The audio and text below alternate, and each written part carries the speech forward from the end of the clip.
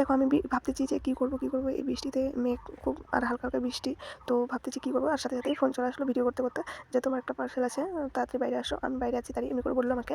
তো আমিও ঝটপট করে চলে গেলাম, আমি খুব এক্সাইটেড ছিলাম দেখার জন্য পার্সেলটা। তো দেখো আমিও গেলাম আর দাদাভাইটাও আসছে। তো যাই হোক চলে আসছে আর আমি খুব এক্সাইটেড ছিলাম দেখার জন্য। তো এই যে দেখো বের করছে, বের করে আমি দেখলাম মানে এত সুন্দর কাপড় আসবে আমি ভাবতেও পারিনি, এত সুন্দর পার্সেলটা এসেছে।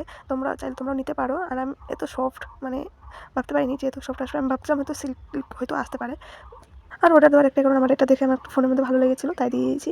তো যাই হোক, আর তোমরা একটু আমাকে বেশি বেশি সাপোর্ট করো, আর তাড়াতাড়ি করে যাতে আমার বেশি বেশি ভিউজ আসে তোমরা শেয়ার করো।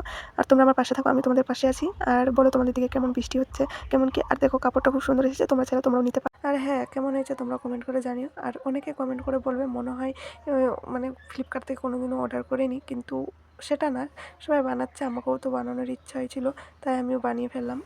আর তোমরা তো জানোই আমি কত কষ্ট করে ভিডিও করছি, আর এদিকে বৃষ্টি হচ্ছে, কি শর্ট ভিডিও বানাতে চাই তাই একটা ছোটো মিনি ভিডিও নিয়ে পড়লাম।